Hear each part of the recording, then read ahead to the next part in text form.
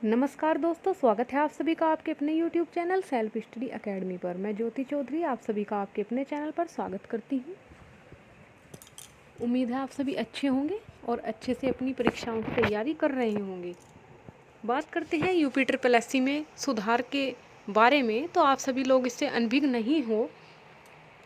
आप सभी लोगों को जानकारी है कि यूपी ट्रिपल एससी की कार्यप्रणाली कितनी सुस्त है। कभी कभी तो ऐसा लगता है कि यूपी ट्रिपल एससी नाम बदलकर सुस्त आयोग नाम रख देना चाहिए। क्या आप लोगों को भी ऐसा ही लगता है? और इसमें सुधार के लिए अभियान चलाया जा रहा है। सभी अभ्यर्थी, समस्त भाई बहन, सभी महाधरना प्रदर्शन 15 जुलाई 2024, स्थान पत्थर गिरजाघर, सिविल लाइंस, प्रयागराज, समय सुबह 10 बजे से। आप सभी लोगों को यहाँ पर उपस्थित होना है और आप सभी लोगों को यहाँ पर भीड़ दर्शानी है। मर्यादा में रहना है, संवैधानिक तरीके से कार्य करना है। कोई भी ऐसा कार्य नहीं करना है जिससे आप लोगों को बाद में परेशानी हो। आप सभी लोग यहाँ पर ज़्यादा से ज़्यादा संख्या में पहुँचे, अपने रिश्तेदारों के साथ, परिवार वालों के साथ, सगे संबंधियों के साथ, माता पिता, भाई बहन, आपके मित्रगण जो भी हैं सभी के साथ ज़्यादा से ज़्यादा संख्या में पहुँचकर अपनी उपस्थिति दर्ज कराएं। वो चाहे किसी भी वैकेंसी के अभ्यर्थी हों और किसी भी वैकेंसी के लिए तैयारी कर रहे हों, यहाँ पर सभी का उपस्थित होना अनिवार्य हो जाता है। क्योंकि जब बात आती है यूपी ट्रिपल एससी में सुधार की तो सभी कहीं ना कहीं इसके शिकार होते हैं। आप सभी को इसके बारे में जानकारी है। अब बात कर लेते हैं यूपी ट्रिपल एससी की कार्यप्रणाली के बारे में कि इसको हम सुस्त आयोग क्यों कह रहे हैं। ये देखिए आप लोग, इसको थोड़ा बड़ा कर देते हैं। उत्तर प्रदेश अधीनस्थ सेवा चयन आयोग 2015 से 24 तक प्रकाशित लंबित भर्तियां आप देख सकते हैं। मानचित्रकार की साक्षात्कार लंबित है। आईटीआई अनुदेशक साक्षात्कार लंबित है। सहायक शोध अधिकारी, इसमें भी साक्षात्कार लंबित है। और सम्मिलित तकनीकी सेवा अंतिम परिणाम लंबित है। ग्राम पंचायत अधिकारी, ग्राम विकास अधिकारी व अन्य अंतिम परिणाम लंबित है। सम्मिलित अवर अभियंता एवं संगणक अंतिम परिणाम लंबित है। मंडी परिषद, मंडी इंस्पेक्टर, अमीन, कनिष्ठ सहायक व अन्य अंतिम परिणाम लंबित है। और ये 2019 की फॉरेस्ट गार्ड की है जो वैकेंसी आपकी, इसमें भी आप देख सकते हैं अंतिम परिणाम लंबित है। आईटीआई अनुदेशक प्रथम परिणाम लंबित है। और आप लोगों ने देखा भी होगा कि फॉरेस्ट गार्ड में नई वैकेंसी भी आई हुई है और ये पुराने वाली अब तक क्लियर नहीं हुई 2019 की। और आईटीआई अनुदेशक प्रथम परिणाम लंबित है। मुख्य सेविका में प्राथमिक परिणाम लंबित है। वन दरोगा में अंतिम परिणाम लंबित है। कनिष्ठ सहायक में टाइपिंग परीक्षण लंबित है। कनिष्ठ सहायक में परीक्षा लंबित है। ग्राम पंचायत अधिकारी में परीक्षा लंबित है। ये 2023 की एक्सरे तकनीशियन की वैकेंसी, परीक्षा लंबित है। दंत स्वास्थ्य विज्ञानी, परीक्षा लंबित है। प्रवर्तन अधिकारी, परीक्षा लंबित है। लेखा परीक्षक, सहायक लेखाकार, परीक्षा लंबित है। नेत्र परीक्षक, परीक्षा लंबित है। कनिष्ठ सहायक, परीक्षा लंबित है। स्टेनोग्राफर, परीक्षा लंबित है। फॉरेस्ट गार्ड, परीक्षा लंबित है। नक्शा नवीस, परीक्षा लंबित है। और ये आयुर्वेदिक की वैकेंसी, परीक्षा लंबित है। तो आप लोगों ने ये भी देख लिया कि 2015 से लेकर अब तक 2024 आ गया, लेकिन इनकी जो लंबित परिणाम हैं उनकी लिस्ट बढ़ती ही जा रही है। तो इसको सुस्त आयोग नहीं तो इसको क्या कहें। अभ्यर्थी कब तक धैर्य रखें, कब तक परीक्षा दे। 8 से 10 साल हो जाते हैं अभ्यर्थियों को इंतज़ार करते करते।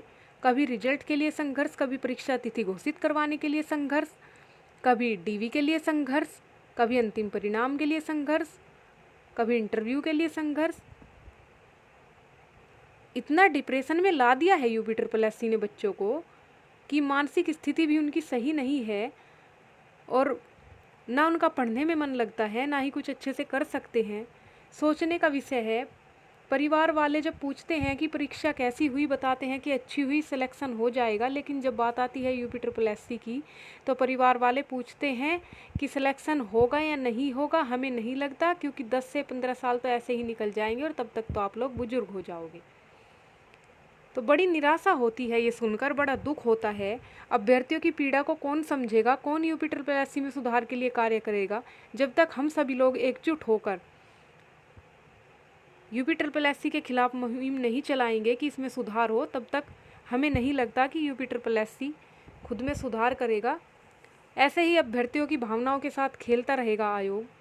परेशान होते रहेंगे बच्चे, आज इस भर्ती के बच्चे, कल उस भर्ती के बच्चे। डेली प्रदर्शन, धरना जगह जगह पर आपको देखने को मिलेगा, लेकिन इसमें सुधार नहीं होगा। अगर आप लोग थोड़े बड़े स्तर पर कार्य करोगे तो आप लोगों के साथ मारपीट, लाठीचार्ज ऐसी घटना भी देखने को मिल सकती है, जैसी अभी वर्तमान में जेईई अभ्यर्थियों के साथ बदसलूकी की गई। और अभ्यर्थियों में काफ़ी आक्रोश इसका देखने के लिए आप लोगों को मिल भी रहा है। कई वीडियो भी आपको यूट्यूब पर मिल गई होंगी। तो बहुत ही निराशाजनक प्रदर्शन रहा है UPSSC का, सोचने का विषय है। तो इसके लिए अभियान चलाने की ज़रूरत है। आप सभी लोग यूनिटी में आइए और आप सभी लोग वीडियो के बाद कमेंट बॉक्स में कमेंट कीजिएगा। हम आपको UPSSC जो सुधार ग्रुप है उसके लिए अभियान चलाया जा रहा है, हम आपको वहाँ पर लिंक प्रोवाइड करा देंगे, आप लोगों को उसमें ऐड कर देंगे, ताकि ज़्यादा से ज़्यादा संख्या में हम सभी अभ्यर्थी एक साथ मिलकर इसके खिलाफ अभियान चला सके कि इसमें सुधार हो। अन्यथा ऐसे ही हम लोगों को निराशा का सामना करना पड़ेगा और हम लोग बेरोजगार ही रहेंगे, कोई हमारी नहीं सुनेगा। क्योंकि कहा भी गया है, जो अपने लिए संघर्ष नहीं करता उसके लिए कोई भी संघर्ष नहीं करता है। और जो भी आपके टेलीग्राम ग्रुप से संबंधित सदस्य हैं, जो भी यूट्यूबर हैं, सभी से इसके लिए आप लोग वीडियो बनवाइए और मीडिया को सपोर्ट में लीजिएगा, क्योंकि बहुत ज़रूरी हो जाता है। बहुत समय हो गया, बहुत धैर्य की परीक्षा हो गई, बहुत ज़्यादा इंतज़ार हो गया। बेटियां भी सड़क पर हैं और बेटे भी सड़क पर हैं।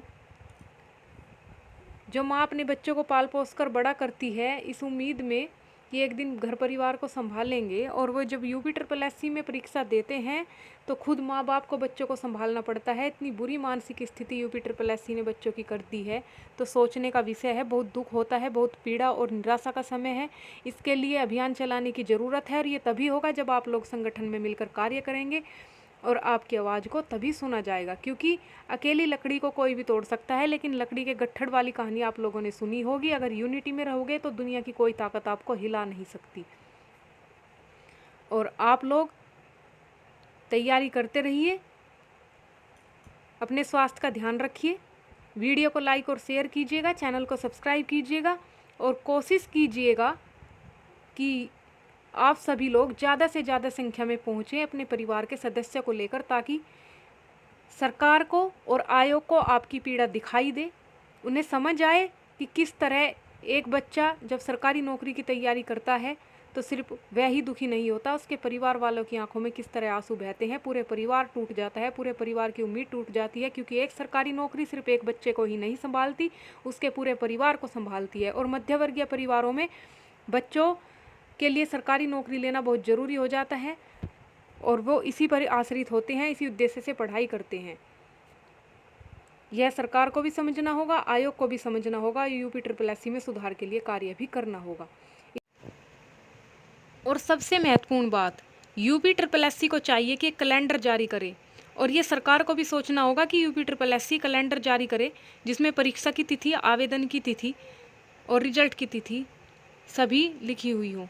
जिस तरह चुनाव का रिजल्ट समय से आता है, कभी भी लेट नहीं होता, 10 से 12 बार चुनाव हो चुके हैं, तब तक की वैकेंसियाँ लंबित पड़ी हैं, उसी तरह UPSSC भी कैलेंडर घोषित करे जिसमें सारी डिटेल लिखी हुई हो।